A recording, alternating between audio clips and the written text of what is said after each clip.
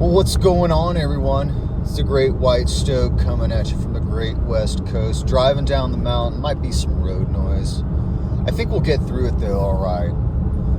Wanted to do a very belated video response to the old Norski Backwoods and regarding the discussion of bear guns. And I have a little bit of insight, having lived up in bear territory and driving through bear territory. Now, when you get up there to Alaska, the biggest round that I had in my quiver, so to speak, was 45 ACP. I've got a Kimber Pro Carry with the rosewood handles. And the wife had a Kimber stainless. And, we thought, hey, a 45, that's a pretty big round. But once you start matriculating amongst the Alaskans up there, you quickly find out, a 45 is not going to do it. And you kind of run into a couple cartridges that people who are concerned about running into bears are carrying. One being the 44 Magnum, the other being the 454 Casull, and what some people were carrying that we were buying raw milk from was the 10 millimeter. And you quickly find out that the 10 millimeter is a man's round. Then, it goes into the whole thing. Okay, well, now we've got to possibly buy one. But you can get by with some Barlows and a 357. But this all comes down again to what you're going to realistically encounter. Now, I've come across black bear in Alaska, and each time they took off. Never encountered a grizzly, thank goodness, but I was also always making enough noise, and people had their eyes peeled for grizzly. But there's enough video out there showing people lined up on a creek filled with salmon, and here comes a grizzly bear the size of a small car running, and you hear the guide saying, don't run, don't run, don't run, stand your ground. And the bear is running parallel to this group, stops, looks, and then just keeps running for the salmon. Now, is that indicative of how all grizzlies are going to be? No, but you got a large enough crowd, and depending on what it is, the grizzly is going to be more focused on getting them salmon bellies. Now, what's interesting is that when you drive through Canada, the bears don't run. The black bears, you can drive right up to them. They'll be on the side of the road eating. The cubs will run. The mother will just sit there and continue to eat.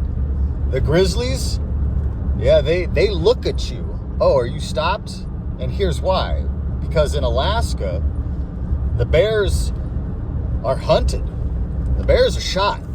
So they got generations of that going on, and they're pretty smart. A grizzly might get some random hunter by himself out in the thick of it. But in Canada, man, the bears don't run, because in Canada, nobody's packing. And there's just nobody in the Yukon and northern BC. But here's something to really think about. How often have you shot a 44 Magnum, a 454 Casull, or even a 10 millimeter. You know, I've fired a few shots out of a 44 long barrel, and you got to grip that bitch, because that gun wants to leap out of your hand. The recoil is so bad, it wants to jump back over your shoulder, if not into your face.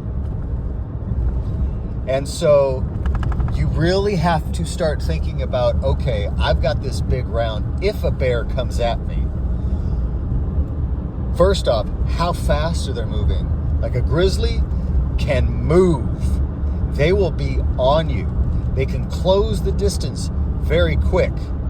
And so if you've got a big round, you're going to have the opportunity to get one shot off. And if you don't get it, you're going to have to bring that cannon back down.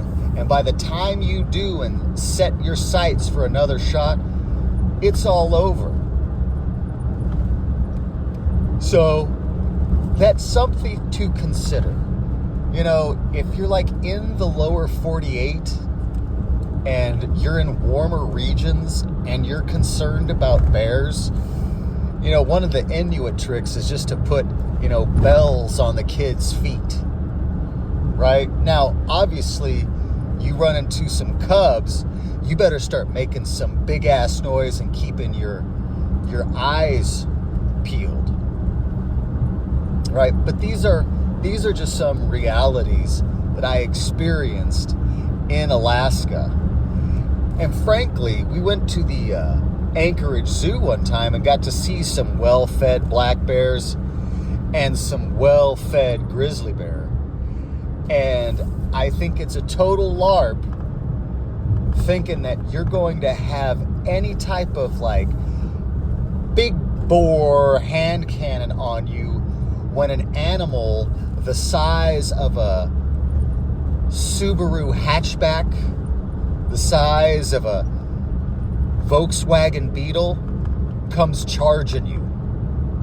You're out to lunch, you're watching too much TV, you're reading too much Soldier of Fortune or Hunter magazine, whatever.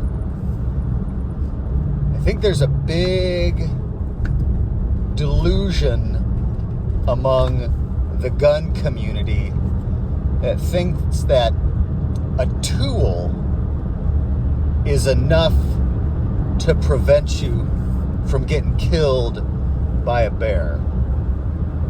That's my 2 cents. I know that Savage was talking about starving bears and all that stuff, and yeah, you got to be concerned about that, right? Oop, almost hit an owl there in mid-flight. Come on, owl. Yeah, a starving bear woken up is not going to be deterred by bells. However, just because you shoot that bear charging you doesn't mean you got the right shot. And you're probably going to be eaten anyway. And frankly, what a glorious way to go, right? All too often, soft suburban Western men want to die in their warm beds, having not made history, while the world goes to pot. I mean, remember, the reason why the good people or the bad people are running roughshod right now is because good men aren't standing up.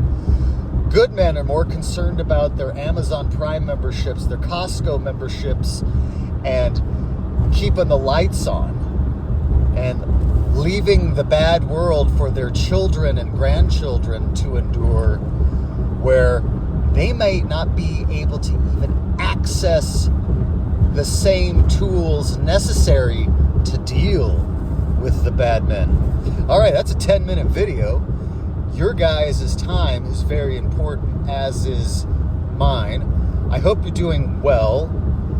Next video up is are the gun people LARPers. Oh, we're going to talk about that later. Hugs and kisses. Hope you are enjoying your summer and had a great summer solstice. Ciao.